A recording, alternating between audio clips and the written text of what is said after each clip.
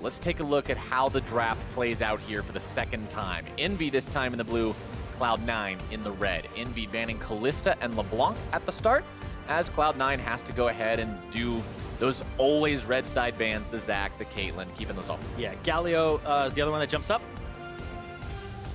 Would they ban it away on Team Envy's side? You leave Syndra up. Jensen might want to... I feel like, okay, so the way I feel about Jensen is if a bad game happened and he couldn't affect it, next game, he'll try to play Orianna. It's like, Orianna is that stable champion for him. And we'll see if that comes out here for Cloud9, because there's been times where they just pick it very early on, and they ban away the Syndra here, so Galio on the table, but I don't know if either team really wants that early. Well, Envy's deciding they're going to go ahead and grab that Thresh for Hakuho, knowing that he's capable of making plays with that champion. We saw him do it before. We saw him do it just last game, and they want to see him do it again. And they want to take away the Xayah and make sure they don't have that combo there, that they can just go for a Xayah plus a Thresh, which they had just used literally the last game.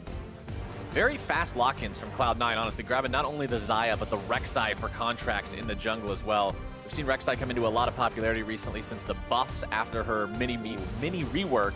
Problem is, the win rate for this champion in NA LCS is actually hilariously low. Yeah, it kind of gets destroyed by a whole bunch of things in the jungle, and now the tank build, I would say, is pretty mediocre in the late game. The damage build with Warrior into whatever you want to get next, sometimes Black Cleaver and stuff like that, that's the snowball build. That's the one where you put points in E and you're just ready to go. But looks like Cloud9, yeah, they are going to ban the Shen away in the second phase, like I had thought up against Seraph. Very, very smart. Cloud9 does go with the Lover's Lane, picking Rakan along with the Xayah, so they'll have the extra synergy between the two champions, as Team Envy grabs themselves Nidalee and AShe. LirA, one of the few players that we saw playing Nidalee when nobody else was touching it. Yeah, he played a Fervor Nidalee. He played a Nidalee with just Thunderlord, so he's gone back and forth. But really just an outstanding player who can play pretty much all those carry junglers and do a good job on them. But now he's back on that type of champion, and we'll see what he does, because now the game isn't get your lanes ahead, it's have a LirA performance. And both sides still have solo laners to draft in the second part of the drafting phase. With Shen banned out by Cloud9, Envy responds by taking Ori off the table, recognizing kind of what you were talking about. This is a go-to staple champ for Jensen. It's also one that's completely autonomous in terms of the plays it can make. It doesn't need the team to set it up like the Corki would. You can just outplay people left and right on Orianna if you're good enough at the champion, and Jensen is. Not surprised to see that banned away. Cloud9 removes Lucian as well. Well, also on red side for Cloud9, if they take it in that first pick second phase or second round, they would be able to counter pick top lane up against Seraph, which is kind of what you want here. If you could get a neutral mid laner, then you'd be in a very good spot to counter Seraph and make sure that you have a good position. And they're going to go with exactly that, I believe. Yep, Taliyah is about the most neutral option left, considering the Orianna has been banned away. So Cloud9 will lock that one in for Jensen. And now Envy has to pick up both those solo lanes. Again, you know the Taliyah, you know what you're picking into, but the blind for Seraph means that they've got to be careful about not putting him in a situation that he might end up in too bad of a spot. Yeah. So for Nisqy, could be Cassiopeia, could be Corki himself, could be Galio. They could go for Jarvan Galio. But it's just going to be the Jarvan Cassio. All right, so like I said, Cassiopeia is kind of the one that I thought of first. And the Jarvan here as just an engaged top laner. And I like this because it gives them a way to actually start fights. If you had something else in that top lane, then it becomes a little bit more difficult. And Galio makes sense to me. Yeah. It's gone this far through the draft, made it all the way to the 10th pick, but... Okay, going with the Gnar instead. Been very strong on patch 7.13. Been seeing a lot of play across all regions after the buffs. Not surprised to see it here. Yeah, I feel like I need to kind of transition my instant reaction to seeing Galio. He's actually much more frequently played in the mid lane now since the nerfs, especially since he lost like 3 armor at level 1. Actually makes a pretty big difference, and you can't triple stack Dorans, and you can't also just wave clear with the base damage of his Q now. So it's a very different champion. Pretty much played primarily in the mid lane. I feel like the statistics in terms of the distribution of how often he's played in different lanes is now like 80% mid. Very rarely that 20% played in the top lane.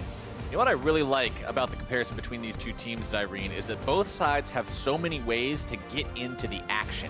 You can start things off with a Jarvan combo, or an Ashe arrow, or a pick from Hakuho on the side of Envy, or if you're Cloud9, you can get that Rek'Sai knock-up, or a seismic shove coming out from Taliyah, the big Rakan wombo combo from Smoothie, or even just the Gnar going in there with the Mega Gnar ulti. Both sides have so many ways to pull the trigger. This should be an action-packed game. Yeah, Team Envy have a really good pattern of trying to go in with Ashe arrow or Jarvan, and then trying to kite backwards with Cassiopeia. So Cloud9, they have to kind of be a little hesitant if they engage or disengage, but it's the same thing for Team Envy. If you engage onto this Xayah, then you're in a situation where she's stronger because she gets the kite back. You have to do it very quickly, but I would put the scaling advantage slightly in favor of Envy here because of the fact that they have that Cassiopeia.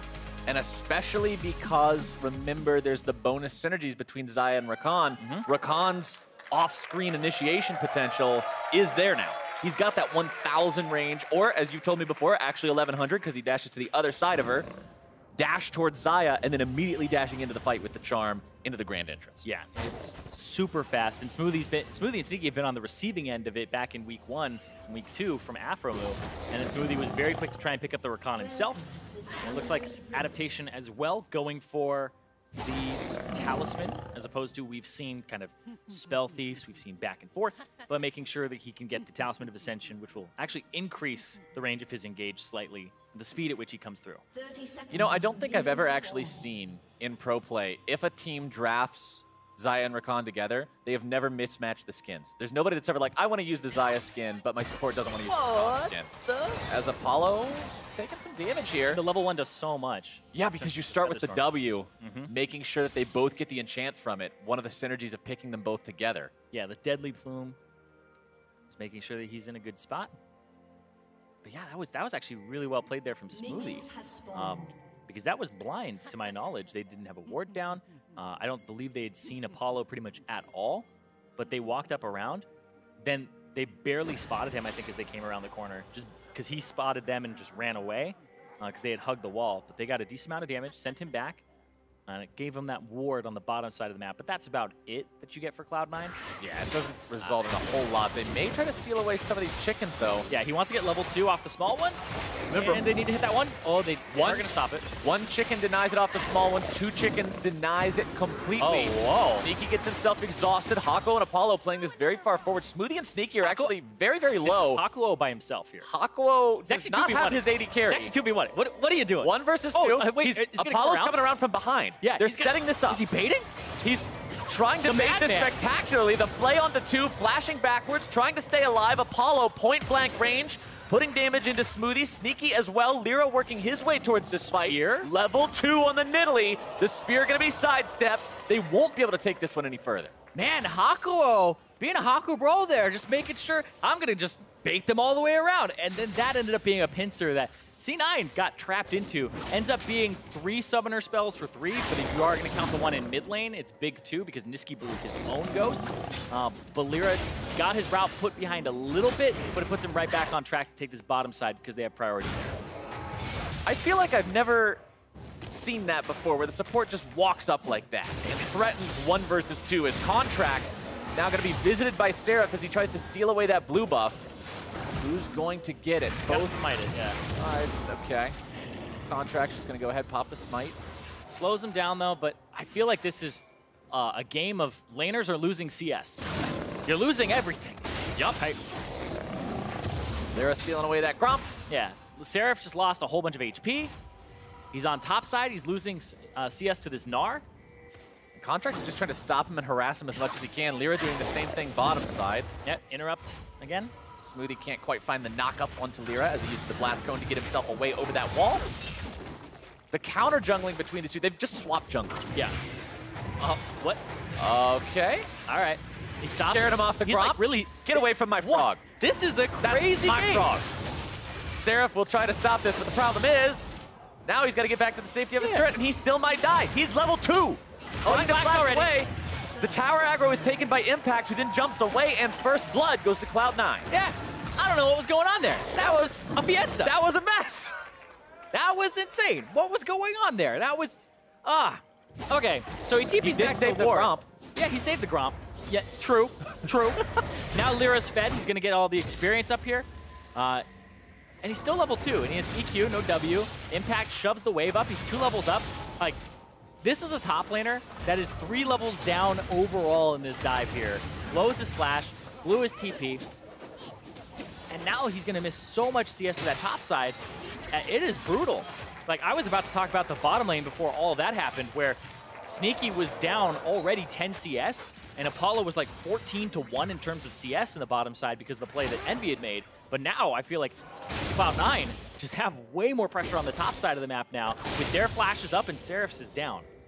When I said I think this is going to be a fun game full of action, I didn't mean from the minute-and-a-half mark onward. I figured we would at least have a little bit of a slow build-up, but not today, not between these two teams.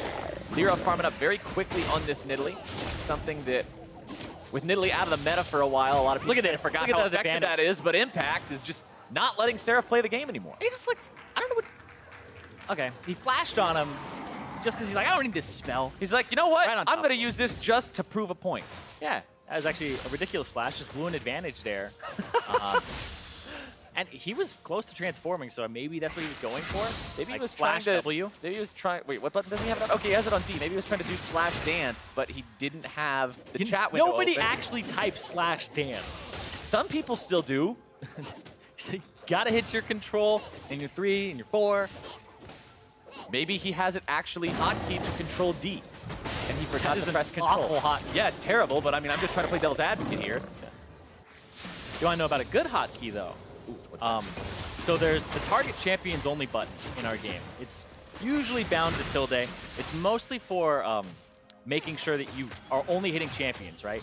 But Huni, who used to play for Immortals and Fnatic and now plays on SKT, he actually has it bound to spacebar.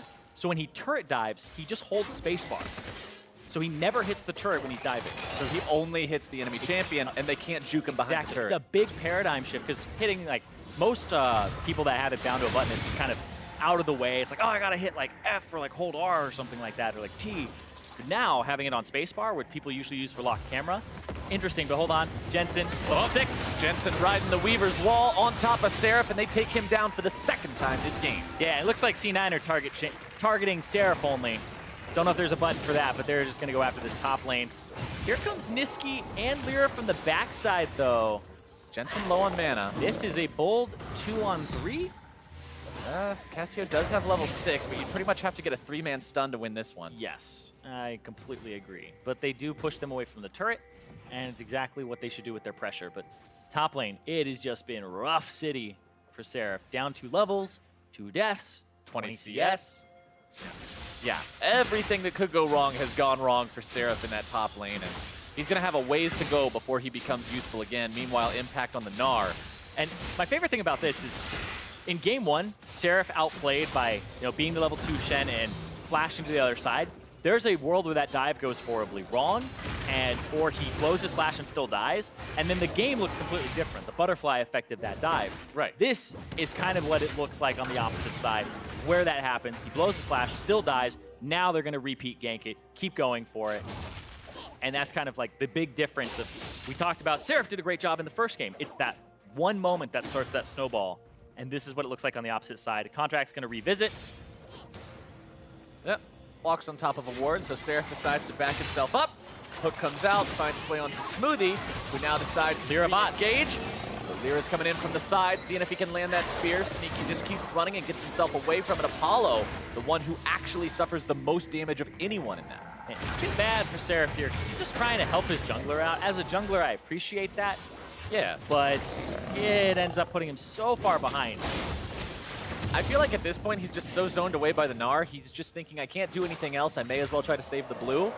Problem is he can't do that either, because he's lower level than Contractz. Exactly. Put pressure on it, because he's going to lose this top turret. Nice flash. Flashing away from the enchanted crystal arrow to keep himself alive. And I like Good that. job there. Oh, hook. But now the hook. Now they can't do anything nope. with it. Another dash away to safety, but this is first turret blood. Is it? Nope. No, it's not. Caster curse. Darn you.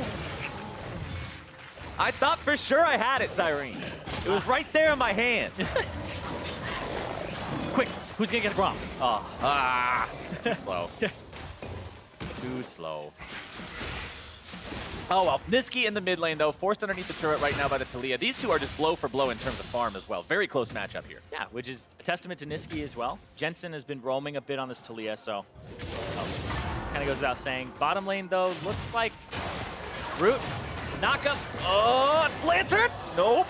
Sneaky's got that one last hit. Apollo dies mid-flight. Yeah, Smoothie didn't even have to use the ultimate there.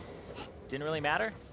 Top lane, though, 3-man dive. Jensen not going to set up his wall. This game is completely different from game number 1. Yes, and it's just the small things. Nisqy, though. Self-hit by the knock-up. Decides to go back in. Petrifying Gaze comes out, and they'll actually punish Contractz here. The cavalry arrives, and Envy punish that invade. Yeah, Contractz finally gets punished for his invade. He's gone back and forth on it over and over again. LirA's going to put him in the pit, though. He hits the Rift Herald. There goes the Rift Herald. It'll headbutt him. Charges forward. Impact makes his way towards this fight, so buys enough time for Jensen to escape. Seraph does have level 6 now, so... yeah, he used the ultimate. He's 2 levels down still, and it's a little bit of a longer lane, but Impact almost has double his CS right now. It's pretty rough on that top side of the map. Seraph has less farm than both junglers. Yep. That feels bad, man. Very much so. But Nisqy plays this well. Hakuho, there's obviously a call to go in because Hakuho started walking back after the Lantern and went, wait a second. And Seraph came in from the other side, and that's exactly what they needed to get something back there and get Seraph a kill, because now only 1 level down, but he's not really equipped to deal with another dive. Here, yep, all right. Avert your eyes, children. Yeah, just look away, chat. Audience, everybody, it's not gonna be a pretty one. Seraph gets jumped on, boomeranged, he'll be knocked up into the air just momentarily. Impact will just stay permanently hasted from those hyper procs. Flag and drag doesn't even get to come out. Impact grabs himself his first kill and puts another death on the Seraph. Yeah, you want to shove it all the way to the turret so that it bounces and that it comes back to you. Otherwise, it can get frozen there and you go down even further in CS. But he doesn't have the jungler on his side of the map. He doesn't have the help. And now on bottom side, Arrow. Wow, right as he lands. But the knock-up coming out from the Rakan to keep Sneaky safe, if only for a moment. LirA grabbing the kill credit on that one, as Smoothie has to flash out to stay alive. The return kill from Impact onto Hakuho, as Jensen escapes over the wall barely with his own life. Yeah, the way that the ultimate works from the Xayah is... Hold on, Contract's looking for Seraph, though. He'll find him, but he's not doing anything with it. Yeah, the way that it works on Xayah is you're untargetable as soon as you press the button and leave the ground, but then you push the feathers out, and then when you regain control of your character in terms of you can use other abilities and she starts coming down, she is once again targetable, and the arrow hit right then. As he was starting to fall is when the target frame comes back to being able to be hit. Yeah, and now, yeah, as soon as she hits the top, the peak of her jump, and then comes down, and the momentum changes, that's when she's targetable again, and it just barely hit there. And then Impact comes in, turns it around. LirA has to now kind of get out of this fight. And honestly, that could have gone a lot worse for Cloud9 too. They barely got both their support and mid laner out of there. Very fortunate for them that they had those summoner spells up. They were able to sort of staunch that bleeding. Yeah, and we saw them kind of staunch bleeding as well earlier, where Apollo was up about 20 CS in the bottom side of the map, and that's when they got the kill on him with the root into Smoothie using the Grand Entrance. That was what got them back to even, and then this kill once again puts Apollo up about 12 CS himself. Rod of Ages completed on that Cassiopeia mid lane. I think it was you I was actually talking about this to the other day when we were discussing item efficiencies. Rod of Ages is really good, but it's almost as good as finding a point-blank stun onto your opponent. Smoothie grounded, the poison coming out, but they can't quite get the kill. That was a big misclick there, actually, from Nisqy. He used the ultimate the wrong way, and there was nobody approaching him from the backside. It was actually just LirA, his own teammate, so definitely a misplay there from Nisqy. Too many inputs. You hate to see those. Yeah. Unless you're a Cloud9 fan, then you really like to see those. I always feel like if I'm a fan of a team and they win because somebody did something like that, I'm just like, I'll take it, but I'm not proud of it. I've seen some pretty crazy fans out there that are just like, oh, a meteor hit the other side of the stage. It's okay, my team won. Those are those diehard fans. Yeah. Some fans are crazy, man. I love them, though. I love all of them. Yeah, dude, that's what makes it fun. Thank you, audience. I almost called you guys chat because I'm so used to watching Twitch chat, but you're like, You're in the LCS now, Flowers. Yeah, we made it, boys. We're living the dream. As Cloud9 invades enemy territory again, 3 men strong. Seeing if maybe they can find an opportunity here. Look for a pick. But it looks like it's going to come up shy. Nothing so far. Still 1,000 gold ahead as they pressure onto the tier 1. Yeah, no. Large advantage here in terms of the pressure game. Impact flanking from the side, almost transforming, so he can actually bully Seraph here. Seraph gets himself out. Get a lot of turret damage. Apollo looking for an arrow from the side, and Sneaky kind of caught in rotation. Ooh, nice from Hakuho. Good job from Sneaky, making sure that he stayed just out of range too. Maximum distance between himself and his opponent. Yeah.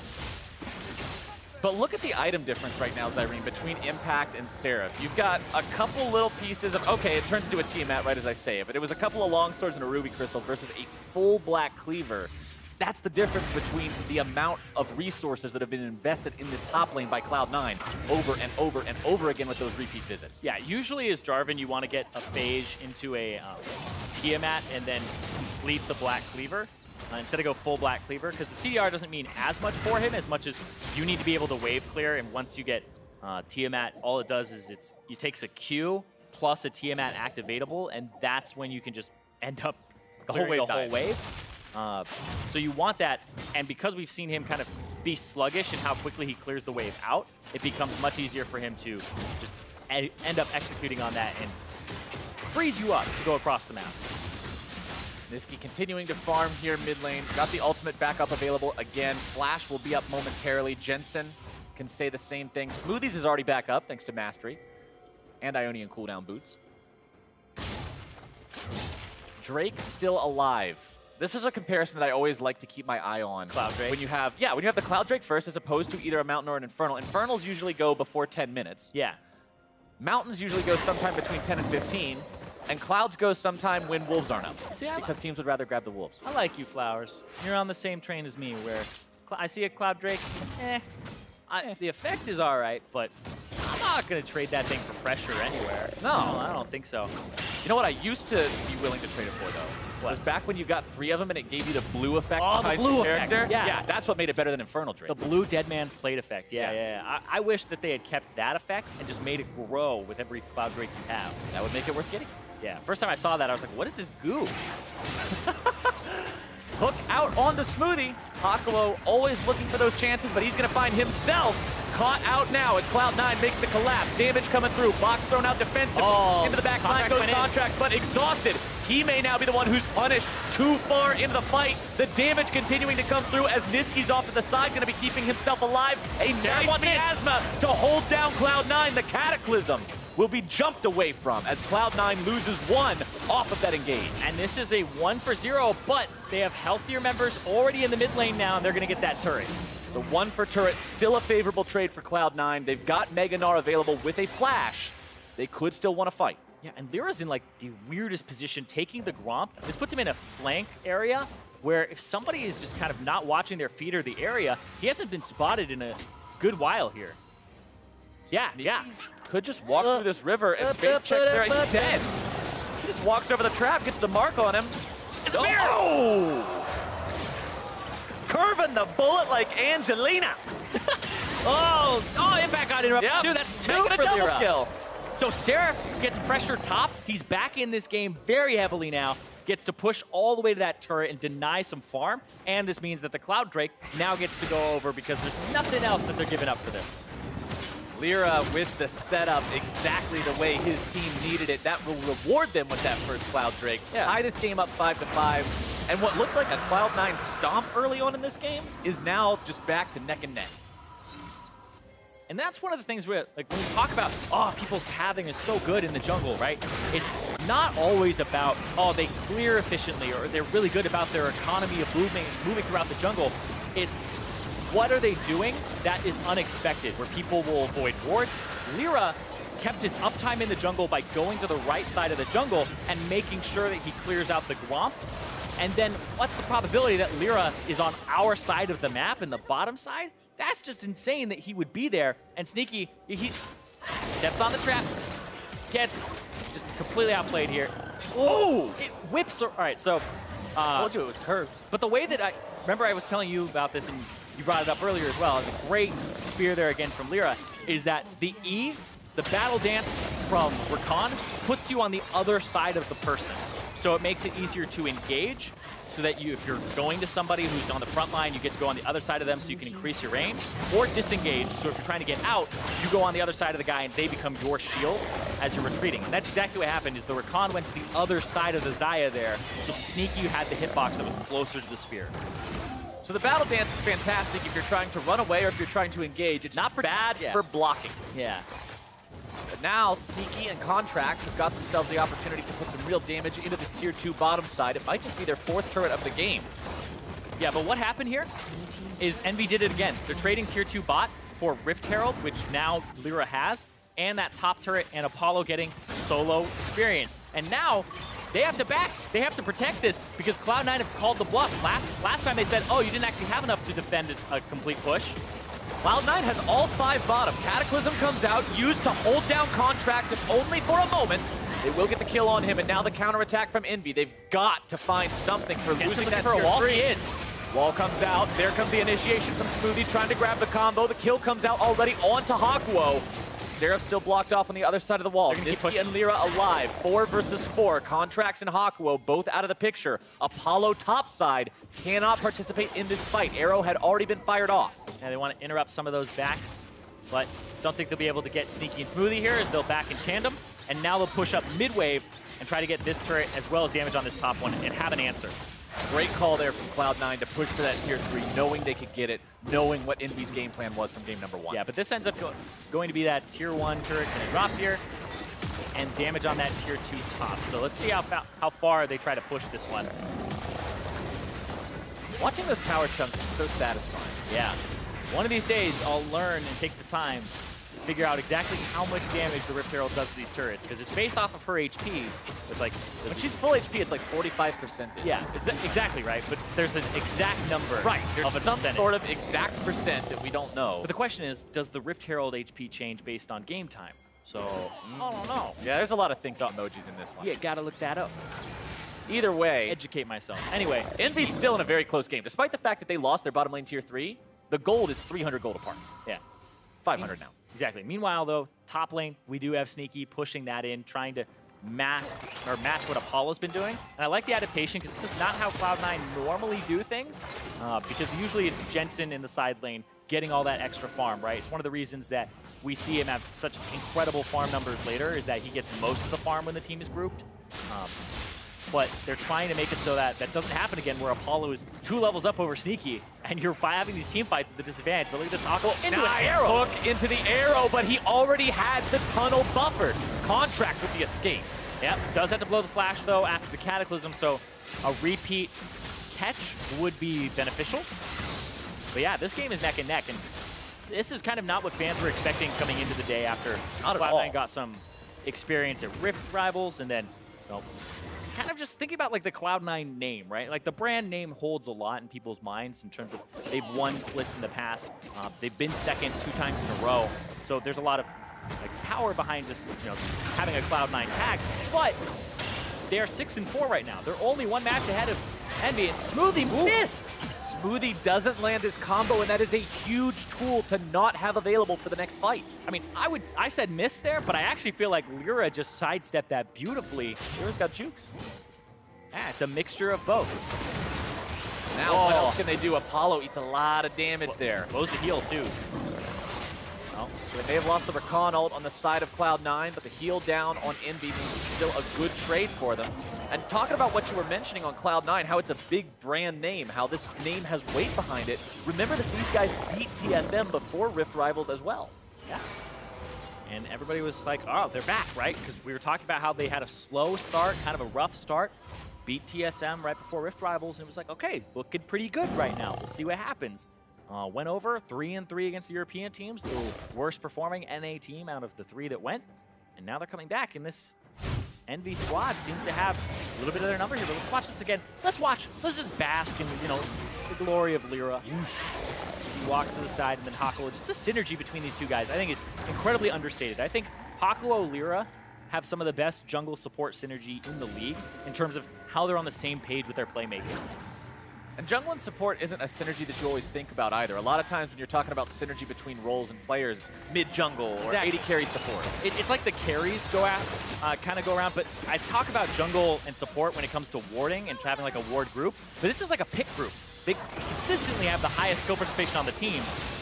Fight break now, and Nisqy is caught. The miasma is down, and he is gone. Nisqy grabbing the kill credit on that one as Cloud9 tries to turn the fight around. Seraph taken low, but not taken down just yet. Jensen gonna be the target as LirA jumps in, but cannot secure the kill. The flash away will keep the Cloud9 mid laner alive as Nisqy looks to sink his fangs into impact.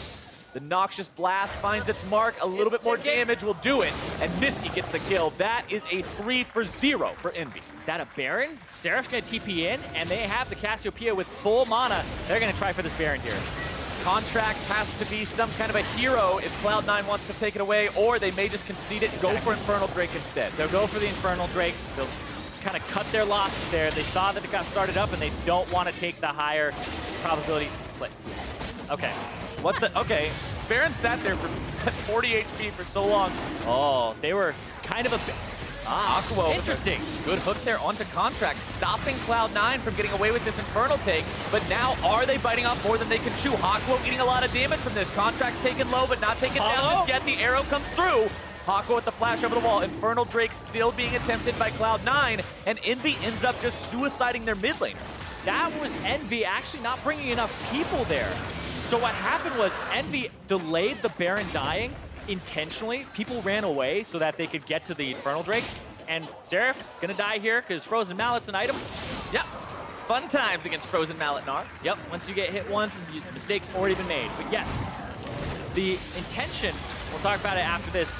Great grounded effect from Nisqy, making sure that Sneaky can't really get out of that either, despite having his flash available. So it was Seraph's ultimate on top of that, so you're really kind of stuck inside of that Cataclysm. And Seraph lives here, which is important for them to get the Baron, because they need that tank alive. He'll back, and then he'll reset, and then they kill Impact.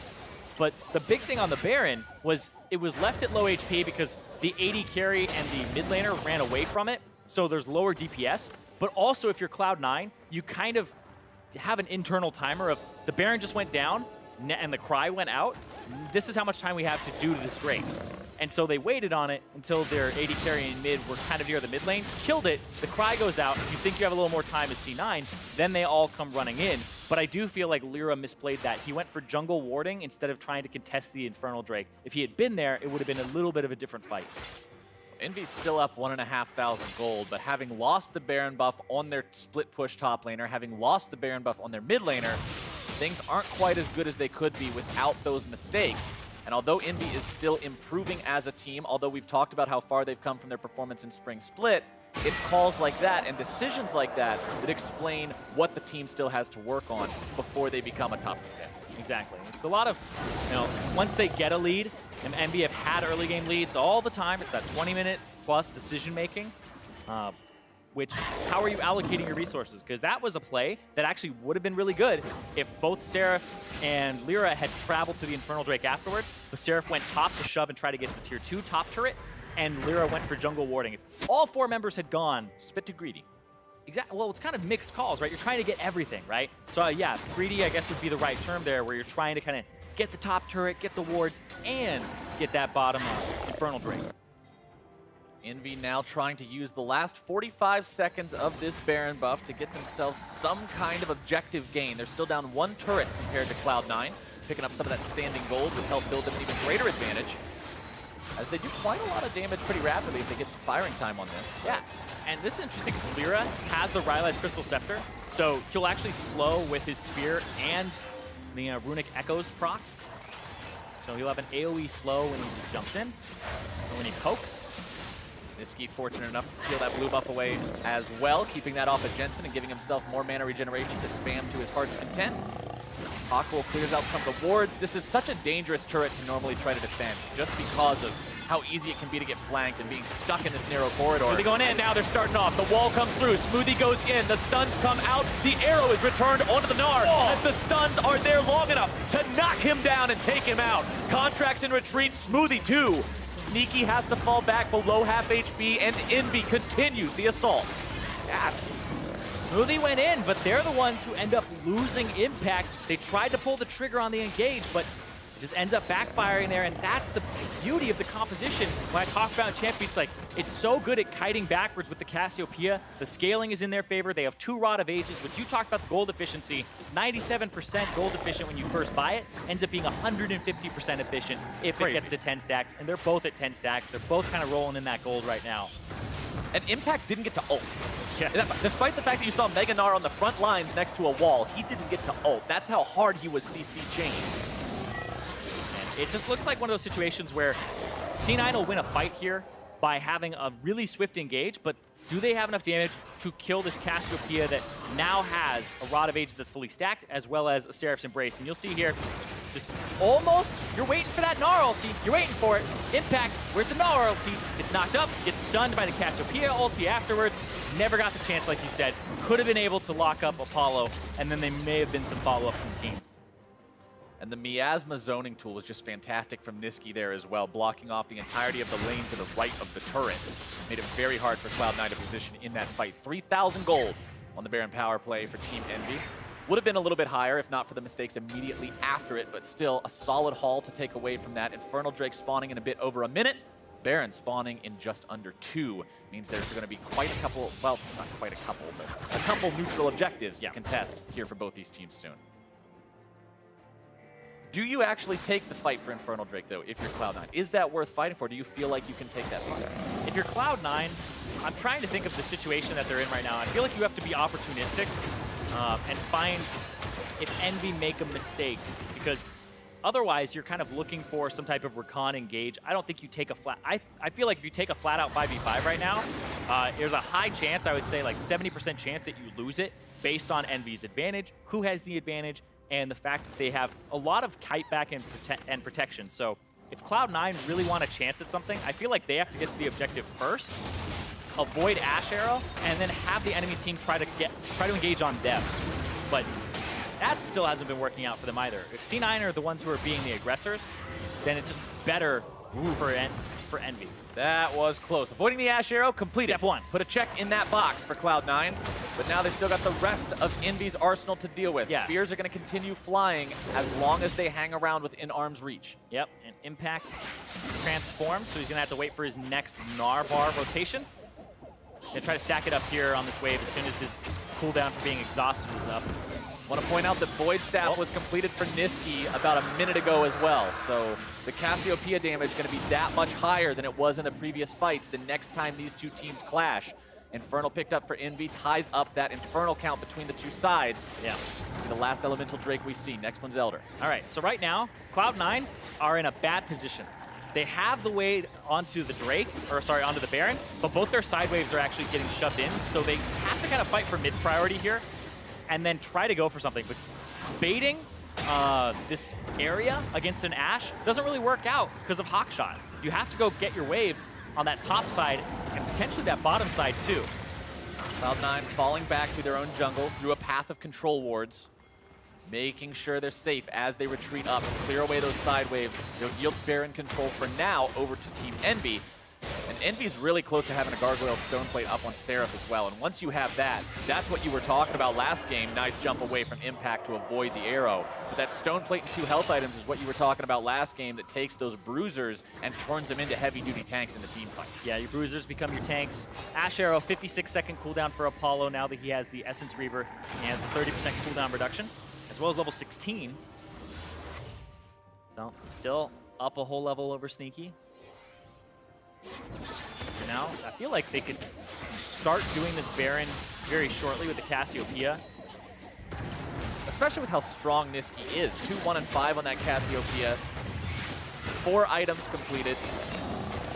None of which are boots because Cassio can't buy those. So 4 big ticket items. What? No boots? No boots, Cass. Yeah, What's this guy doing? Anyway, looking for another big ticket item for LirA though. It looks like it's going to be the Death Cap next. So he is just looking to... I talked about how he played Gragas last game, and it was, oh, get everybody else fed. It's like, now LirA gets fed. Yeah, make sure that he's fed. And he's highest level on his team. He's highest level in the game. He did his time on tank duty. Now it's time for LirA to be LirA. That's how it is. I like that. I like that. Show that you can play a diverse style. I mean, there's a reason this guy was considered the #1 jungler in North America because he was kind of carrying EnVy through the mud a whole bunch. Last split to even get them 3 wins, but their early game was just so good. Happen again in this game. Oh, arrow out. There it goes. The wombo combo, the damage, and Sneaky's gone before he can react at all. Don't worry, though, because Contractz will be keeping him company on the spawn platform. Black and white's the view for these guys for the next 45 seconds as EnVy heads towards Baron. Yeah, Impact's going to try to go and revisit that bottom lane. Remember, they took that in Tier 3 a long time ago, so they're going to go for that and try to trade something back, but this just gets obliterated, and they'll have the Baron-powered recalls. I don't feel like he's going to get that. Yeah, Impact's working on it, but no, that's not happening at all. They're going to call him back. Yeah, so when I was talking about how EnVy are really good at the fact that they can disengage and like kite backwards with the Cassiopeia, it's actually something that I've even overlooked in this competition, and they've done it a few times.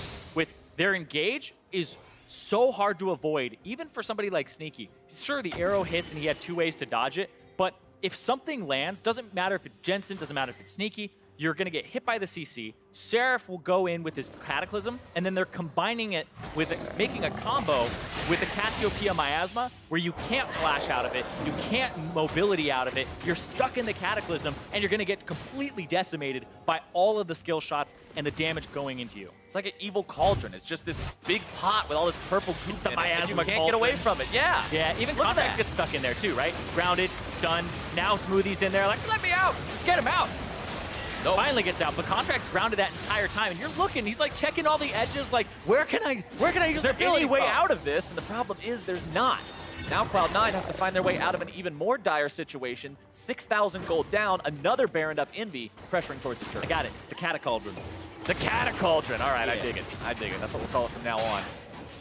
As EnVy looks to end Cloud9 here. If EnVy wins a 2-0 victory against Cloud9, even the people who would have predicted EnVy to win this series, I think would have predicted a 2-1. And they would have been like, oh, you know, maybe we give one back. Our red side isn't that great. But look at this, the engage. Here comes Oh the my engage. God! The massive ultimate is going to just shred EnVy to pieces.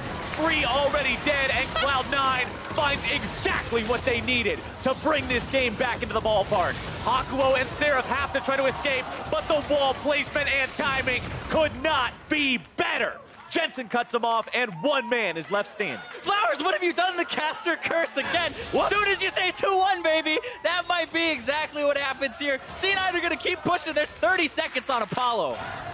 30 seconds on everyone on the side of EnVy. The Tier 2 will be taken down by Cloud9. Seraph just removing those minions, doing whatever he can to stop this game from ending, and it looks like it's just going to be in him for C9. But this is going to work.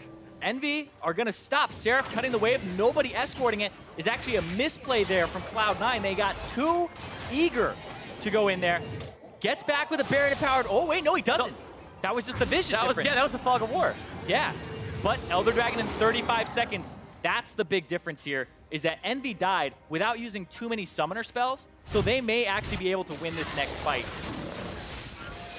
See this again, because Impact, that was a great charm setup. You saw right there the QSS happen from Apollo to try and get out, but the Rakan ultimate plus W combo is 2-part CC. It's a charm followed by a knock-up, so you get charmed, he QSS's it, you have to flash immediately, or you get knocked up, and that's exactly what happened, is he ate the CC afterwards, because they brilliantly chained it. Great communication there from C9. Yeah, Cloud9's execution on that could not have been better, and it made this game possible again as Contractz gets caught out right as the Elder Drake fight is going to be happening, but C9 decides to go for it anyway. Smoothie going to be taken low, but Sneaky's down first.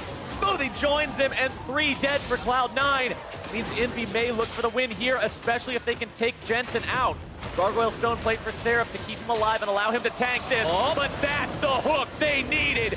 Jensen goes down, the shutdown for Apollo, and EnVy will make their victory march towards the base. Yeah, they're going to try to go for the game here. I don't think Impact can do what Seraph did and cut the wave. They're going to go for it. They're going to push. They have so many members up here. Hakuho stoning Impact away from this ever-valuable minion line. As long as they keep at least one of them alive to keep the backdoor protection off, EnVy can keep this push going. 10 seconds on Contractz, 10 on Smoothie, 15 for Sneaky. That's the first damage threat that's going to be up. Nexus turret number 1 is gone. Nexus turret number 2 can say the same. And against all expectations, EnVy will 2-0 Cloud9. And EnVy now move to a tie for 4th place. And over the halfway point of the split, they're in top 5 still. What a showing from a team that placed 10th in spring. They changed their mid laner up. Improvement has been shown from everyone on the team over the course of this split, and now they have improved to being tied with the opponents they just defeated in Cloud9. I gotta say, one of the most value pickups that I have seen in the NA LCS. There's people saying like, Bjergsen, Jensen. I think for EnVy, LirA as a pickup has been phenomenal. This guy could pretty much play on any team, and you would be like, that's a really good jungler. He's on this team that was 10th. He was kind of that diamond in the rough, but everybody has stepped up around him, and now you can really see what this guy is made of.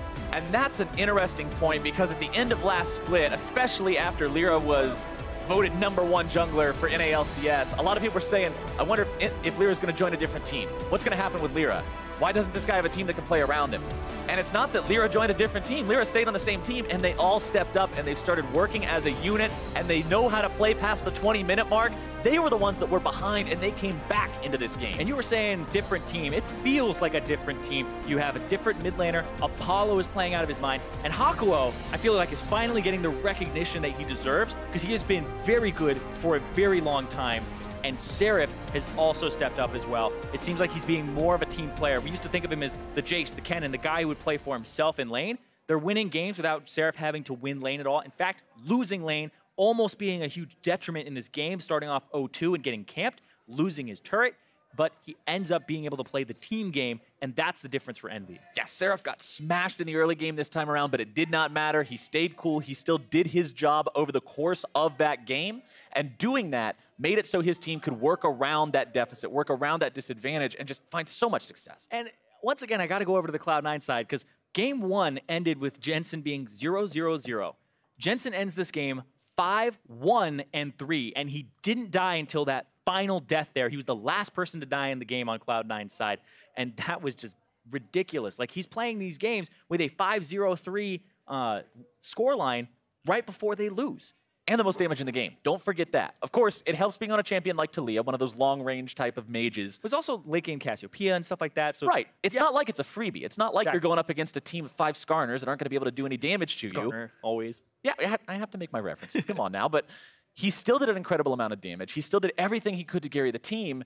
And there were performances by other members as well. Impact's huge ulti on top of the initiation from Smoothie was almost enough to bring the game back. But then Contractz getting caught out started the fight that allowed EnVy to win the game. But let's talk about the pick potential as well, because Hakuho, Apollo, we talked about how good they've been playing. Apollo's arrows constantly hitting Nisqy, who had 2 ways to dodge them multiple times, hitting Smoothie. And then we also had Hakuho fishing for those hooks and doing such a great job. This bottom lane is definitely slept on. They just took down C9's bottom lane in both games, and I think that that is huge for this team, because we used to be like, oh, Apollo's kind of consistent. He's not going to be the guy who carries the game, but he's stepped up as a gigantic carry this split.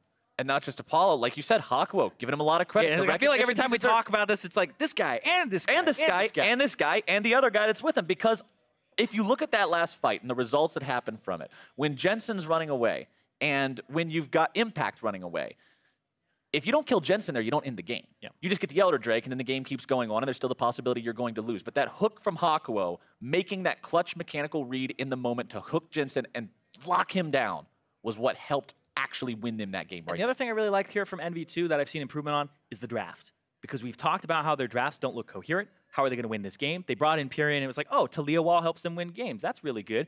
Then it kind of fell back down again. We're like, what are these drafts? Both of these games had really good drafts from Team EnVy's side, where they had things like the winning mid lane for the Syndra, and now in this game, they had the Catacauldron and really hard ways to engage the fight as well as disengage. So all around, I feel like they've been playing quite well and drafting well. Well, for a first-hand account on the series itself, let's hear from Xayah and the EnVy top laner. Thanks, guys. Great castle in the day. I'm here with Seraph after a good victory for you guys, 2-0 over Cloud9. A lot of people were not expecting that result, but you guys are now tied for 4th place. How confident are you feeling going forward? As a team, I think we improved so much, compared to spring's play. Obviously, at the time we were 10th, and I think the main reason why is we have a good mid laner. Even is not one, we have good 2 mid laner, so we can switch mid laner any times. So what is the difference between playing with the two mid laners? You know, is there a specific reason you bring one out for one match? Is it champion pool? Is it skill set? Or is it just kind of who's doing better week to week? First time, I think both were same because both doesn't really have experience as like an LCS. So they both didn't know like how to play as a team. But Pyrian, like obviously Nisqy has a visa problem. So Pyrian played with us like a month before Nisqy is coming. So Pyrian has a better knowledge with us and better team play. But I think Nisqy has like a better mechanic and better champion pool. So we just, I don't know. I think both are good. Okay, so you know you guys didn't go to Rift Rivals last week. Cloud9 did. You guys have had some time to prepare, you know, on the new patch. What do you guys think about the new patch? And do you think that having that time off to actually scrim helped you in your match today? I think not really because, like, maybe. I don't know. Like, we're just doing, like, normal scrims, so I don't really know. All right, well, tomorrow you're going to be playing Echo Fox. You're already tied for 4th place, looking to continue to climb up the standings. How do you feel about that match? Echo Fox, they're doing, like, 10-man rosters, so we don't really know, like, who's going to come in tomorrow. But whoever's come, I think only one threat is like Froggen, because Froggen is a really good player and he'll always consistent, like he'll always carry. So as long as Froggen's not like playing tomorrow, then I think we're fine. All right, well, I guess we'll find out. Thank you very much and congratulations on the 2-0 victory. We're going to throw it back to the guys at the desk. Thank you very much, Xayah. Envy moving to 6-5, actually tying up with C9 in the standings as they 2-0 them here to kick off their weekend. So a great start here for Envy. And this is all in game 2 after being set behind with a lot of focus going towards that top lane and Seraph specifically being, you know, the receiver of all of that focus from both Contractz and Impact. We saw it a little bit last game when it was the Renekton and the Least, and it's this horrible dive comp that you always are terrified about as a top laner who survives it, takes a gold deficit, but you know, there's such a thing as like losing gracefully and playing your role. And he did it in game 1. He did it in game 1. You know, you have this situation where they're going to attack you aggressively. You just got to survive. Game 2 rolls around. Not quite the same story. Not quite the same story. It is. It's a kind of a peculiar thing because as we saw, first death comes through. Okay, fine. They did put that focus there. But then the TP onto the ward in the jungle, right on top of the opposing jungler, basically taking your whole health bar in damage and then getting killed yet again, now not having TP to return to the lane. Right, so he doesn't take the safe path around, he gets chunked out, doesn't feel safe under his turret, very understandably. He's gonna need to teleport back here. And you know this is a split map situation because your jungler is very obviously invaded on the bot side. And this is the same thing as back when you had 2v1s back in the day. You just gotta kind of take your lumps, you know? Right. Like you are on the back foot. You have a split map, you will never be able to push up in lane and play aggressively. But for some reason, he teleports on top of Contractz to try and shove him off the Gromp here. It's such a greedy, ridiculous play when you have a wave coming in at your turret that you're giving up all that CS to take this fight on, and now you get yourself chunked out low again, and it's an easy, easy dive for C9 to pull here. And it's completely offsetting the huge play that Hakuho just made for your bot lane. And that's the thing, right? Is you have to understand that if you're getting focused on the top side, what does that mean? It means that the opposing team is investing resources into putting you behind. But that also means that you have resources freed up on your team to gain advantages elsewhere. So as you mentioned, you need to be able to lose gracefully while your team makes moves elsewhere to gain advantage and create a lopsided map. It's just the playmaker mentality. Seraph is always known as being a playmaker, and this is an example when he couldn't just teleport under his turret, take his lumps. He wanted to go and try and extend the lead for his team. He's like, if I can harass this guy off Gromp, I can put him behind the jungler. LirA has an even bigger lead, and that's a great idea, but you have to understand the risk-reward. The actual situation that you're in is you are completely destroying yourself in lane to take that risk, because as you saw, as soon as he falls behind, you're against a Gnar, you're against a Taliyah. They're gonna keep attacking you. Right, so it's an unnecessary deficit to begin with. But to Seraph's credit, after those first 3 deaths, he pulls it back in. He only accumulates 1 or 2 more deaths throughout the entirety of the game from that point onward. But the point remains the same. We shouldn't be in this deficit to begin with.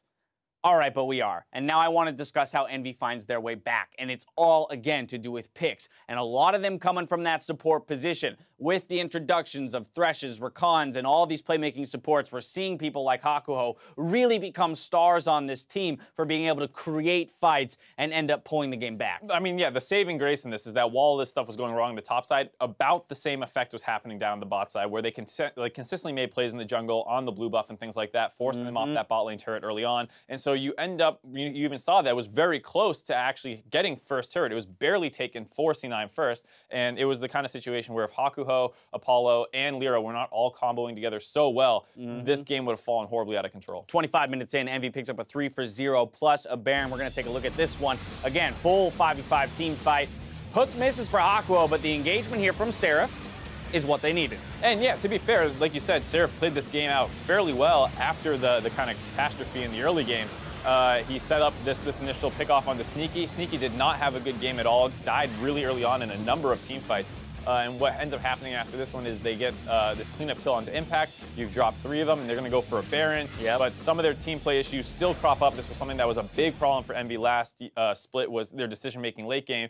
They get the Baron, they send 2 or 3 down to contest the Elder while Seraph goes top and LirA recalls, and they end up losing giving 2 more members. Yeah, they give up a couple Baron buffs, they give up the Infernal Dragon, when just a single set call would have been the right thing to do. And when we talk about this with other teams, it's not specific to EnVy. The likes of Team Liquid struggles with this. Echo Fox will struggle with this at times. It's great, you've learned how to secure the objective, but you have to know the next step, which is how do you play with the objective. Having the Baron buff does not win you the game. Nope. Knowing how to play with the Baron buff wins you the game. And walking into the enemy team 3 against 3 near a Drake is not the way you do it. There's no point in taking that fight. You either concede the Infernal, back together, and move out as 5, or you move as 5 down to the Infernal and you contest it. But it can't be anything in between. It's got to be one of the 2. Yeah, and it's the kind of thing, too, where if you lose the Infernal Dragon, it's not the end of the world. That's a trade, right? So if you just give that up, or you send everyone down there to force them off, do one of the 2. And just, like you said, same thing with Seraph when he's kind of giving up that thing on the top side. You know, you're going to be on the back foot. Give him the Infernal Dragon if you need to. Get a reset off, and then go use your Baron advantage. Right, exactly. And here's the thing. And we're bringing all this up, and we're being critical because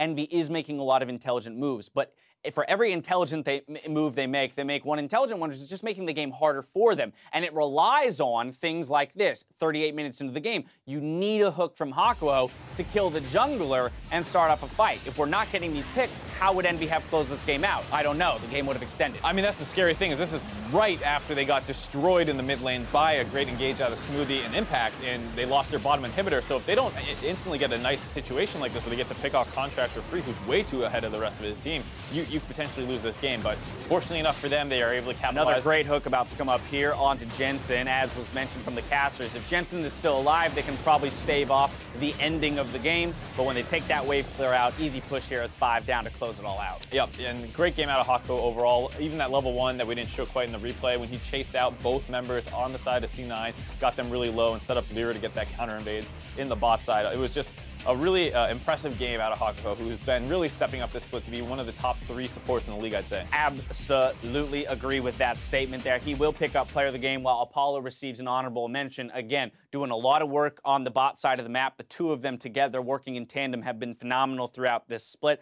And then Hakuho, as an individual, has really, become a fantastic playmaker. While we discuss the conclusion of EnVy versus C9, I've got to welcome those viewers from NA LCS 2, where FlyQuest just 2-0'd Team Liquid to close out their day, moving to 4-8 as a total. We're going to quickly put final thoughts onto this this EnVy series. C9, Dropped to 6-5. what's happening? I mean, I think you could say the Rift Rivals performance, you look at the fact that TSM Smash looked amazing, P1 Smash looked amazing, C9 struggled, and they had some good games and some bad games. And once again, you come back here, and it's the same story, where if Jensen's not destroying the enemy team, they have a really, really hard time winning games. And Nisqy, we always talk about how he's probably the better individual player. You heard Seraph say it in the interview as well. He stepped up, he held Jensen in lane, went 1v1 pretty well, while the bot lane made a lot better plays early on. And Seraph, despite some falling behind in both games early on, did provide a great front line later in the game. Right, C9 still not settled on a top laner. Doesn't look like they will anytime soon. But either way, EnVy comes away with a sweet 2-0 to push themselves to 6-5, tied with many others on the top half of the standing. Now, let's talk about FlyQuest and their 2-0 over Team Liquid. I like that. Yeah, graphic smooth. change. Boom. The big thing here for me is once again with Team Liquid, this is an emerging trend. I feel like they concede the game too often and too early when things aren't going their way.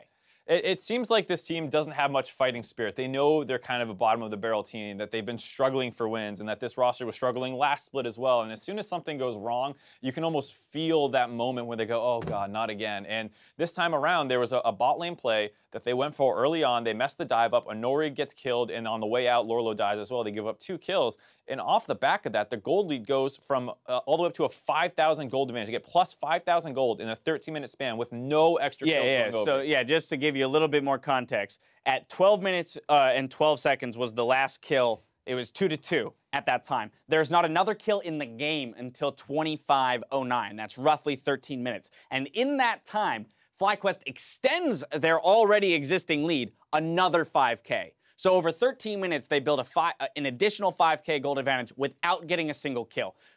That's astronomical. It must at some point to Team Liquid conceding where they don't need to, and at some point being too gun shy and not taking a stab at winning a fight. It's the thing that you don't think any play is going to work. You know that, like, oh, we're on the back foot, this isn't going to work, that's not going to work, and you never take that risk. And at some point, you need to pull the trigger, and they have plenty of tools to do so in this comp. You have Triss, Sejuani, Gnar, Braum, Ori. You have so many different Plenty ways of engage. Plenty of ways to start a fight off, and they just are on the back foot. They roll over and die, and they give away everything that's you want on the side of FlyQuest. And we saw that glimmer of hope coming 31 minutes into the game. They got a 3-for-1 in the mid lane, and a lot of what I want to say when I see this is, why didn't this happen sooner? Again, right. You've given them the lead. Of course, now this isn't going to be enough to get you back in it. But if you make these aggressive plays sooner in the game, you might actually be able to gain more out of the one-team fight. If you're not playing from such a deficit, and the one person you kind of have to give credit to, I think, is Piglet. He's someone who, while a lot of other people, it's hard to say, with communication, who's the one deciding to call off plays. Yeah. But Piglet does always tend to feel like the guy being aggressive. You saw this play start out with him basically charging down the mid lane. And even in game 1, he had a pretty good game 1. So Piglet still feels like he's performing to an extent, but the rest of the team, and even his place in that team, they don't synergize together that well at all. A small victory there for Team Liquid in that fight. FlyQuest going to get the last say, though. 4-for-2 around the Baron will help them close out the game. We'll take a look at that one right now. And this is, TL starting to, once again, try and force plays. They're at the Baron pit. They're burning it down low. They make the decision to turn off and try and focus it down. They go really heavily onto the front line, though, and they're getting chunked out by this Baron on the backside the entire time. Balls is able to melt a ton of the front line down using that Rumble pick, which he was actually super strong on this entire game. And the double AD carry comp afterwards, able to clean up on a lot of these kills. Overall, I really like this kind of comp that we've seen out of C9 a couple times now with the Rumble Lucian. FlyQuest. Oh, excuse me, FlyQuest. It's because of balls. So yeah, I got you. Well, no, it's because we were just breaking down C9 a second ago, too.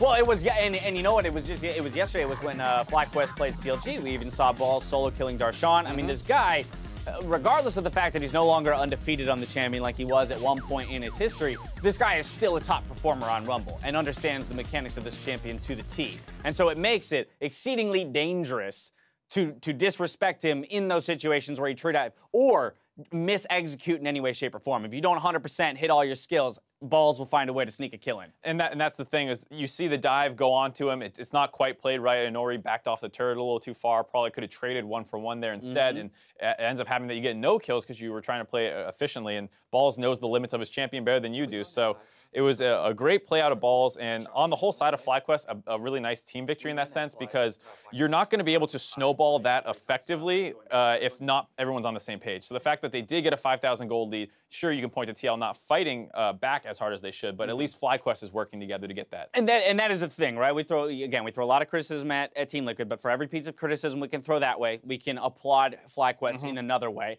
And I think something that I want to hit on is that we had that little piece with High where he talked about they were trying a lot of stuff. And part of what they were trying was him actually relieving some of his shot calling duties, focusing more on his individual play. But that caused them to lose some direction within the games themselves. And I will say, though against Team Liquid, our last place team, they did seem more directed in those leads. The fact that they can build a 5K lead without getting a kill does mean they were doing some good things as a team. And they've kind of, over the course of the season, the last couple of weeks, I know there was a big gap week with the Rift Rivals, but they had started to figure out an identity where like late game seemed to be a little bit better for them. I believe it was Echo Fox they took a victory over recently as well, where it was another team that kind of struggles in the late game, and they picked for late game. And it feels like this is something that they can do semi-reliably. They do have good team fighting when it really comes down to it. The problem has always been that they tend to fall a little bit behind early on. We had 2-0, 2-0, 2-0, 2-0 today, right? Fast day. Boom, very quick day. So with all of our games wrapped up, let's go ahead and see how the standings have shifted. With CLG's loss today, the top of the table is looking closer and closer, with TSM and Immortals encroaching on that first place slot. Now, the middle of the standings doesn't look much clearer, as Team EnVy, Cloud9, and Team Dignitas are all tied for 4th place. And of course, we'll be back again tomorrow to see what other changes we could witness. If you're tuning in on NA LCS 1, Cloud9 take to the Rift opposite Immortals, then Doublelift and TSM face Piglet and Team Liquid in the Battle Arena. Over on NA LCS 2, Team Dignitas return to the Battle Theater, this time opposite Phoenix 1, followed by Echo Fox versus Team EnVy later in the day. Specific matchup you're looking at here tomorrow? C9, gotta wonder how far these guys are gonna drop, because it doesn't get any easier tomorrow versus Immortals. And that's the scary thing, because with C9, you're kind of assuming that there's this world contending team after getting 2nd place last split. But right. They're getting overpassed here by a lot of different teams. Yeah, one of which is Dignitas here today, moving to 6-5. They have to play Phoenix 1 tomorrow. That's one I want to put a spotlight on, just again, because Phoenix 1 did suffer the loss to TSM today. But again, that's relatively expected. I don't want to knock them for the loss. Let's see how they rebound against a Dignitas that was able to break their four-match losing streak coming into this weekend. And we want to see how Dignitas attacks the draft, because Shrimp and Mike Young actually have a relatively similar champion pool and style. So yeah. Whereas TSM banned Mike Young pretty heavily and forced him into more control matchups, that doesn't really play to exactly how Dignitas wants to utilize the jungler either. So we'll have to see if they opt into the same style or force them out of their comfort zone. A bunch of 2-0 series today, hoping for some 2-1s tomorrow, but that's going to do it for us today. For myself, the casters, and the entire live broadcast crew, thank you for watching, and we'll see you tomorrow for more North American LCS. Good night.